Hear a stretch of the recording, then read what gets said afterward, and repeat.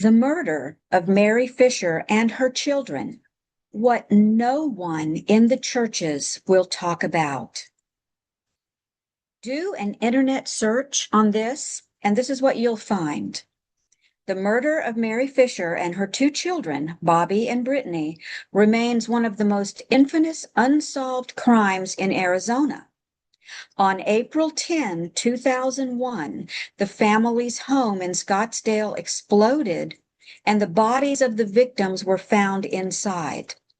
Robert William Fisher, her husband, and the children's father, was the only suspect named by the police. Despite being on the FBI's 10 Most Wanted list for 2 decades, Robert Fisher has never been captured. The case continues to intrigue and haunt the community, with no confirmed sightings of him since his disappearance. What blows my mind is that the case does not seem to intrigue or haunt leaders in the Christian community. In fact, the case never gets mentioned there. I only found out about it many years ago because Mary's story was featured on a crime TV show.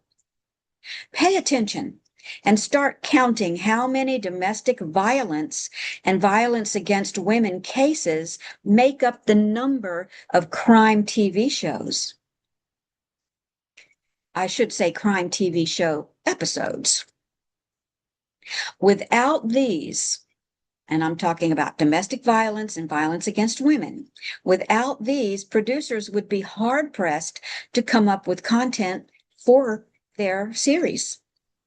Pay attention again and take note of how many murdered wives on these shows are connected to churches that teach complementarian Christian theology. That is the case with the tragedy of Mary Fisher and her two children. Most every year on April 10, the anniversary of their murders, I update an article I first published 10 years ago in 2016. You see, that was when I first found out about it. 15 years after they died. I will link to anything I mention in this podcast to the description very quickly, once I get it uploaded. Secular Crime TV told me that Mary Fisher was a church-going woman and a committed Christian. My research bore that out.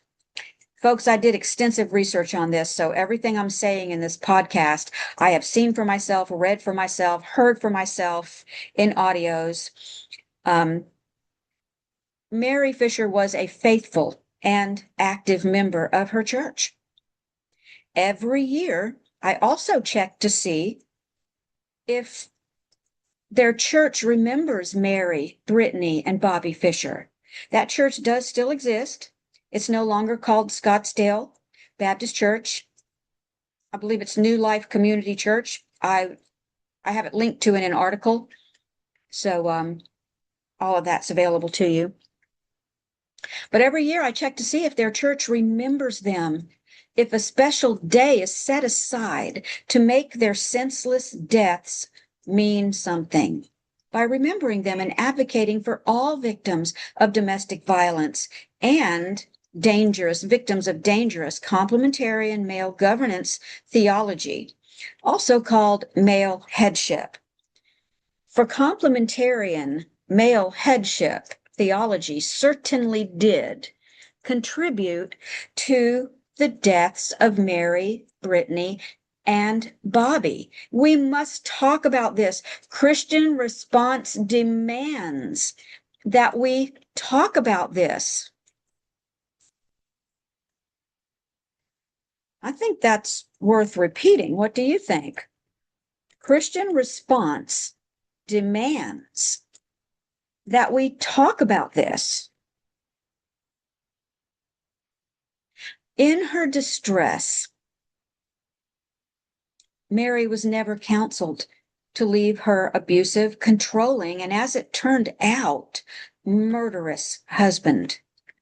The most infamous, let me say that again, the most infamous member, and it's this is not funny at all. I have a sense of humor about things, and sometimes it comes out at weird times, and I apologize for that because this is a very, very serious podcast. So I was just chuckling at my own uh tripping over my own tongue, not what we're talking about here. The most infamous, there I go again. The most infamous member of the former Scottsdale Baptist Church, Robert Fisher, who is now a fugitive and hunted by the FBI, was a respected member of that church. It's important to know that. And, or I should say, it's important to understand that. And until a few months before slashing his family's throats, he had been involved in the men's ministry. It was a men's ministry that before the church removed it from their website, and they removed it sometime after my first article was published in 2016, because I do link to their church. It's no longer Scottsdale Baptist Church. Same church, new name, New Life Community Church in Scottsdale, Arizona. But anyhow, the men's ministry that Robert Fisher was an active part of until just a few months before he murdered his family was focused entirely on male governance, as are all complementarian men's ministries. Most especially men's ministries that are located in churches where the pastors are acolytes of male governance zealot John MacArthur. Tragically for Mary Fisher and her children, their husband was an acolyte of male governance zealot John MacArthur. Robert Fisher's men's ministry was touted as a place where men are trained to become strong, confident leaders. Sounds good so far, doesn't it? Encouraging each other to be servant leaders to their family. Well, on the surface, all of that sounds really, really good. Now, before I continue, I'll let you know I did read the description of their men's ministry with my own eyes on their own website before they deleted it. I'm just sorry I neglected to get a screenshot at the time. Among complementarians. Now, consider how good this sounds, that men are trained to become strong, confident leaders, encouraging each other to be servant leaders to their family. Well, according to complementarians, a lot of you don't know this, the term servant leader, and really the only people that use that term are complementarians, complementarian men, complementarian leaders. Among complementarians, the term servant leader is code for, quote, being in charge. I'm quoting myself here because I have it in quotes. It means be the boss, but try to be a nice one. The leadership of the complementarian church they belonged to would have had no problem with the strict gender-based authority submission structure of the Fisher home and family. But a recipe for disaster was brewing. It is doubtful that Mary would have shared details to anyone at church of the coercive control and abuse going on in her marriage. Her pastor said, her pastor was interviewed by the police, of course. And when during that interview, he said she never let on that there was a problem. Now that was her assistant pastor that said that. Let me retract and correct. Her assistant pastor said she never let on that there was a problem. And I need to add this because of the associations and of their church with John MacArthur, who really had some awful things to say about battered and abused women I listened to the DVD that used to be available. I don't know if they make it available anymore, from one of his Sunday sermons. And I put it in my book. I quoted it in my book, Woman Submit, Christians and Domestic Violence, which is a Christian response to domestic violence. I also read James Dobson's book, Love Must Be Tough, which it's a best-selling book, several printings, several new editions. Most of what is in that book is good stuff. I liked it. It's good advice. But when he did his chapter on actual domestic violence, he totally blew it. He just went off the rails. And despite what he said in that book,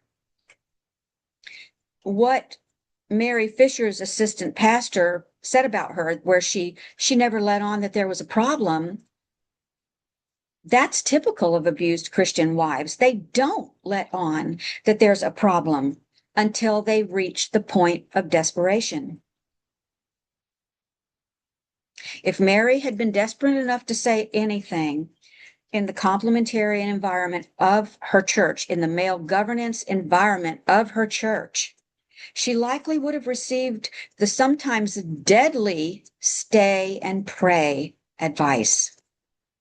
Complementarian author, I should say another complementarian zealot, Nancy Lee DeMoss, gives a 30-day husband challenge to wives where she instructs wives to say nothing negative about their husbands to him or anyone else, she said, for 30 days. Folks, that is not even biblical. Now, can we be given a 30-day challenge where we write down things we love about our spouse, like about our spouse, find positive things, to recognize about our spouse? Of course. But to advise wives to go for 30 days to say nothing negative to their husband or to anyone else about their husband for 30 days is ridiculous. Now, I don't think we should say negative things about our spouses to other people, but there are times when counsel is needed. Blessed are they that walk not in the counsel of the ungodly.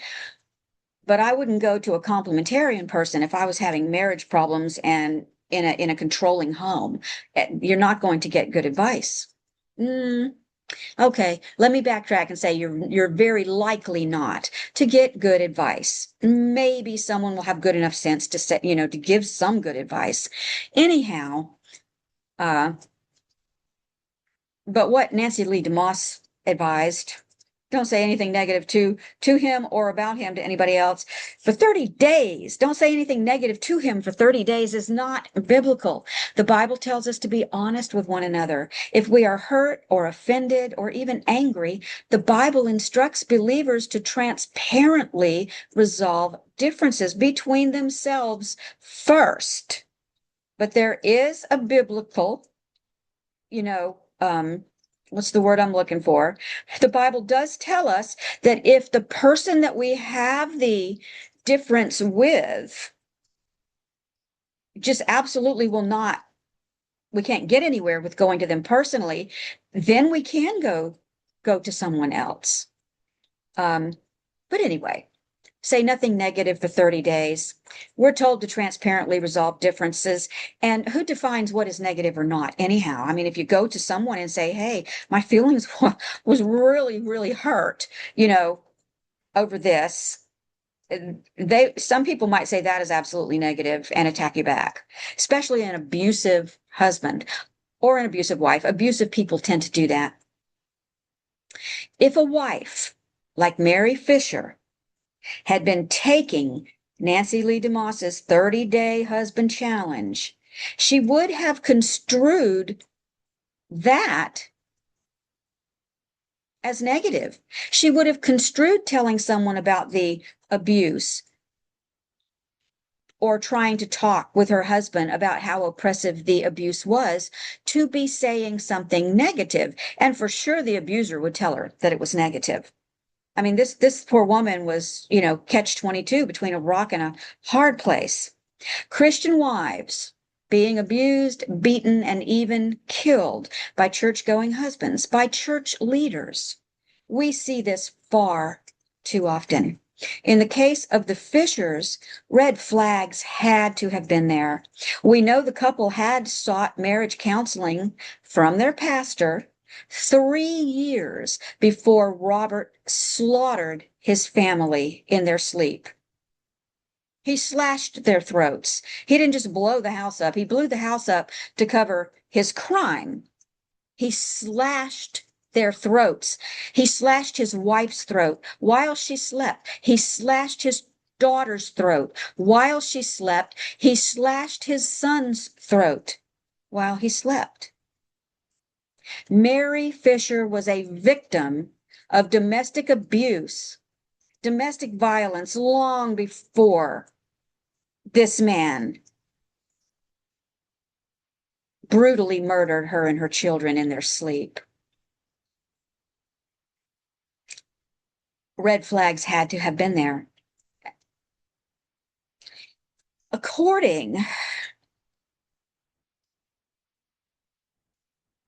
And anyway, the couple did seek marriage counseling from their pastor. They sought Christian counseling 3 years before Robert murdered his family.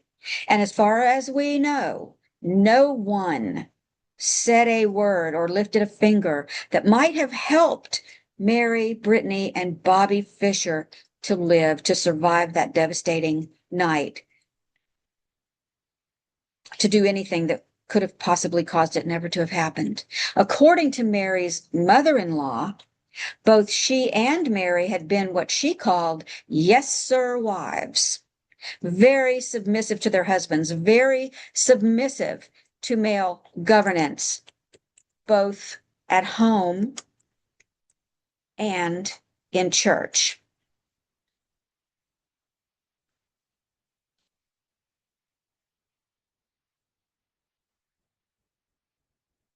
Pastoral counseling,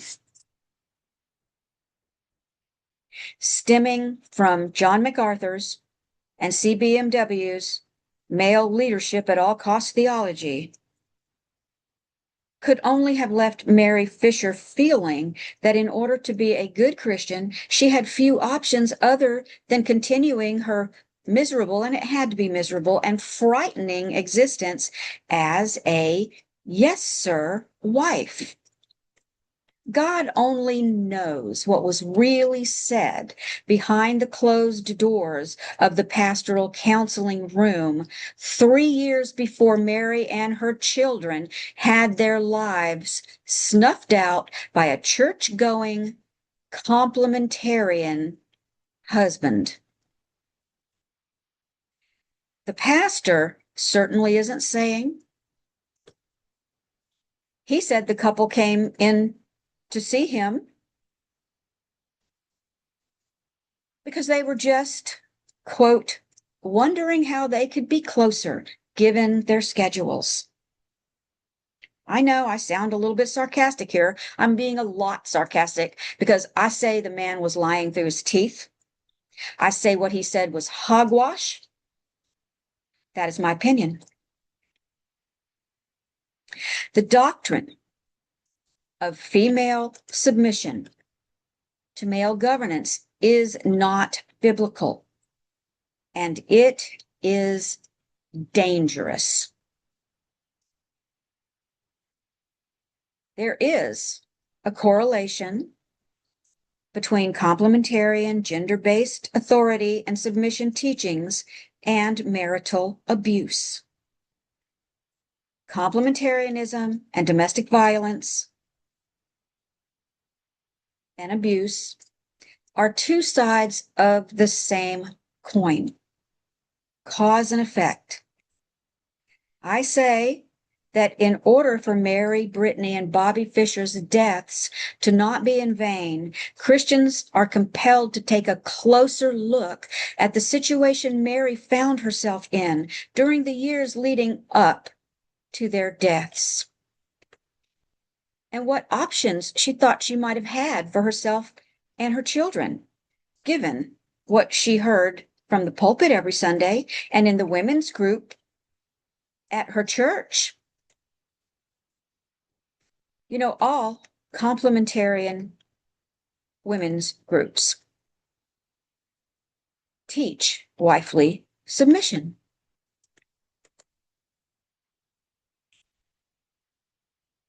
All of them.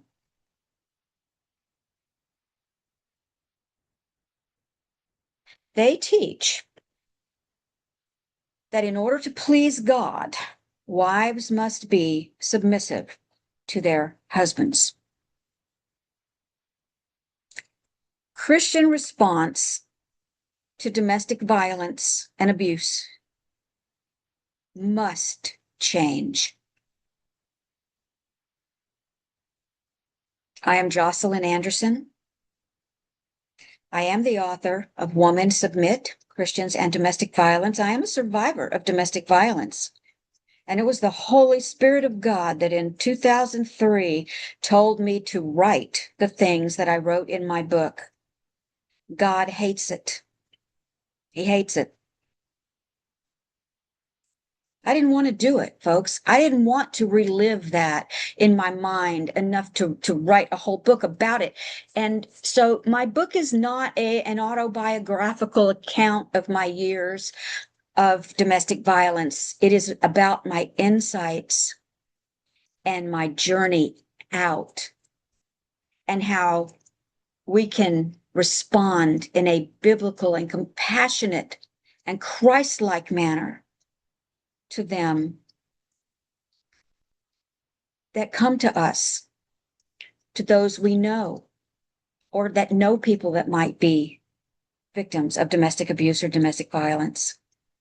Christian response to domestic violence is changing a bit. I've seen over the decades that, yes, it has changed a bit, but there is so much more change needs to take place. So that is why every year on April 10, I do something to remember Mary Fisher and her children so that their deaths are not in vain.